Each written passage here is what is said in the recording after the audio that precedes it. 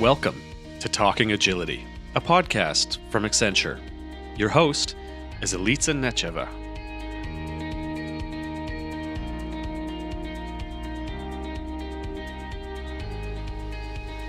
This is our very first episode, so welcome to everyone who is tuning in today.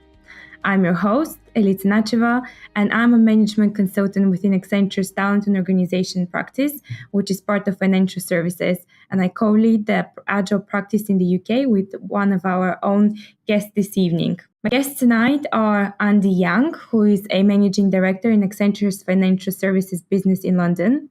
He leads our talent and organization practice in the UK and Ireland, and leads our Agile organization practice globally. Thanks, Ellie. Good to be here. Our next guest is James Tabernor. He is the global lead for enterprise agility within Accenture's talent and organization. Thank you. Before we get into the conversation, I think we should address the most obvious question for this podcast series, which is, what is enterprise agility?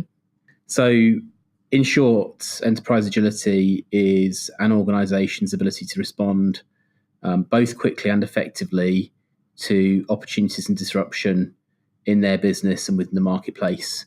And we think that as a result of the pace of change increasing across all industries, but particularly financial services, it's important it's going to continue to grow. We're going to be addressing everything to do with improving the pace of change across the industry. I think, yeah, absolutely. And it's becoming a real strategic imperative for all larger organisations, particularly in FS, but across all industries, to be honest.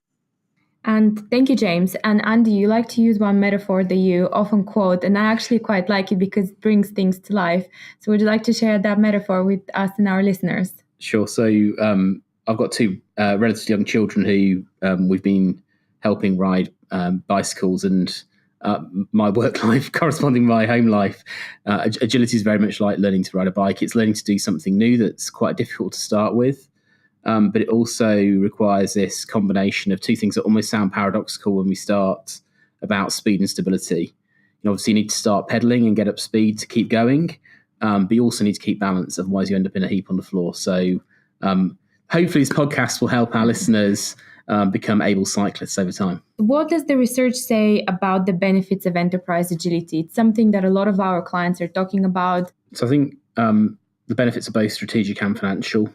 Perhaps if I cover off the strategic ones, and then James, you can pick up on the financial benefits. I think if you look at kind of most financial service institutions, actually most legacy businesses, incumbent businesses in most industries, they face a dual challenge of how do we transform and create growth in the old business, but also start to create tomorrow's business is a particular strategic imperative. So for me, the strategic imperative is really about how do we change the business today and generate results today, but also build the business of tomorrow. James, what's your view on the financial side? From a financial perspective, I mean, a lot of our own research, nearly 1,000 change leaders we surveyed in 2017, and also from our Agility Index, which links to our Transformation GPS tool, which is millions of data points from many thousands of employees across several hundred large organizations, and points to a couple of things. We know that those that are truly agile are twice as likely to achieve top quartile performance than those that are struggling. Some of the other things as well, though, so if you look at some of the external research, so the State of Agile report is always a good one, looking at how truly agile organizations operate their change. Some of the big advantages that people see is the ability to manage changing priorities, getting things to market and getting speed to benefit of large change programs, and also human things as well. So an increased productivity and team morale are some of the big factors that people call out to. My next question I would like us to focus on a little bit is, are industries striving to achieve enterprise agility, or is this not yet a priority for them?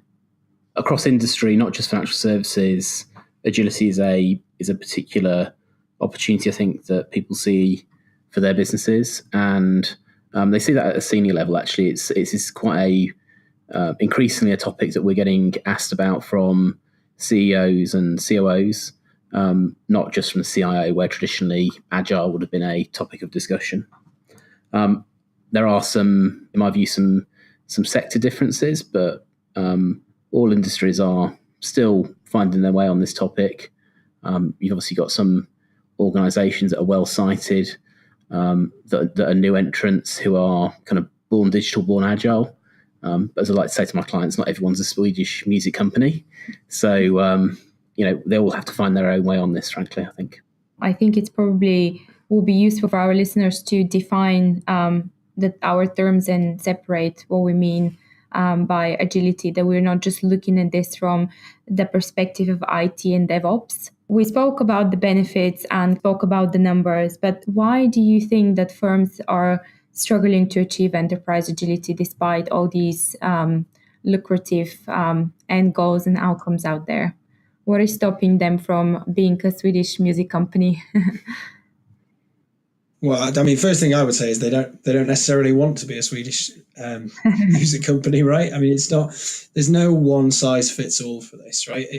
If you're going to be truly agile in the way that you operate, then there is no cookie cutter mold to just copy from somewhere else and then behave like them. And indeed, if you're truly agile, you don't want to just behave in the same way forever either. And the whole point is around a level of adaptability and agility in the dictionary definition of it, as opposed to any sort of method. I think the difficulties, there's many different reasons why it's hard. I think, if you've got legacy IT, that can make things difficult. If you're in a very regulated industry, that can clearly make things difficult, or at least it can be perceived as it might be difficult to do that. But for me, the biggest thing is the culture, the values and the behaviours that sit alongside it. I think you can change processes, you can change methods, you can change the tools that you use, but really changing how you behave and how you work together and really unlocking what you're trying to get out of agility, it is a very people-based change. It's really important that the leaders in particular are fully behind it and understand what it means, not just for their people, but for them as well. It's not something that you can just pay lip service to. If you really want to change this, then it's a big cultural shifter.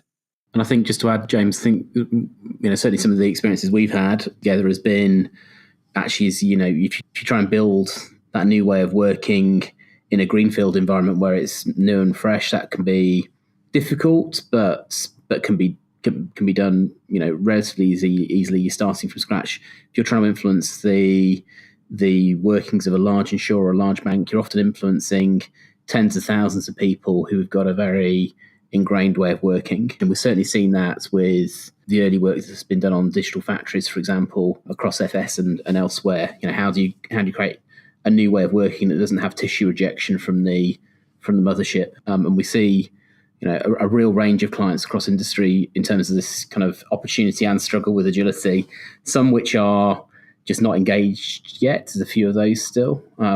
And they're typically in kind of firefighting mode on other topics. That's okay. Sometimes it's just not the right place to start for them.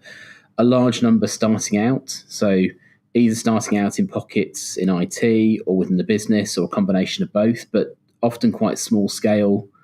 And then this kind of challenge of scaling, and that being a particular challenge for organisations where they've not applied the appropriate disciplines and kind of factors to scale around their way of using agile and approaching agility. Often we find that an agile approach needs a more disciplined way of working than less, contrary to the popular perceptions about agile being fragile, for example. And then we see those who've been on this journey for a number of years, and what we're really helping them do now is optimize the way they do this and take this very much into the whole of their business. They may have had large parts of their business using an agile approach, both towards change and towards how they ran their business. We're now helping them to make that a more pervasive thing across the entire bank, across the entire insurer. To start transforming, firms have to be agile, and then they can start trying to do agile. And I think that's a topic that we're going to explore in our upcoming episodes. My next question is, does enterprise agility undermine the traditional financial services values like stability, consistency, and their appetite for risk? No, in the short answer. So it doesn't. It's just a different way to approach things.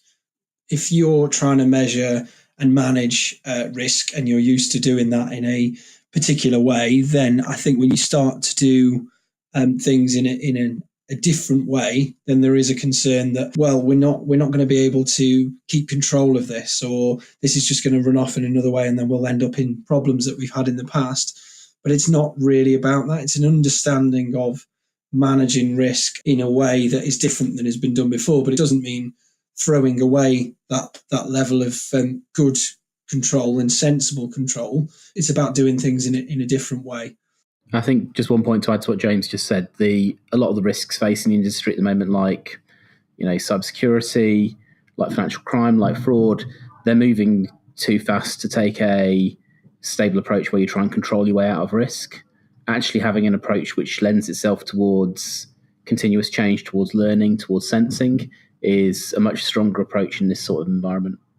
Yeah, and not just in change either, right, Andy? So if you're looking more at the operations of the business as well, having the ability to be more agile in the way that those things are done as well helps to de-risk things that could happen where, if you've got issues with a particular workforce where they're not able to operate for whatever reason, having an ability to be more agile about how things happen, but in the BAU world, not just in change as well, gives you more safety and more control.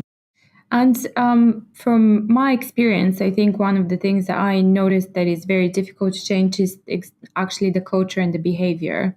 Would you agree with that? What do you have you seen from your experiences the most difficult thing to change? You've got to remember some of these institutions are, hundreds of years old. Some of them, 300-400 years old institutions. I think just recognizing, the cultural context we're trying to do this in, and spending the time to actually understand where we're starting from is important. I think particularly in that, trust is probably the factor I worry about most for the industry.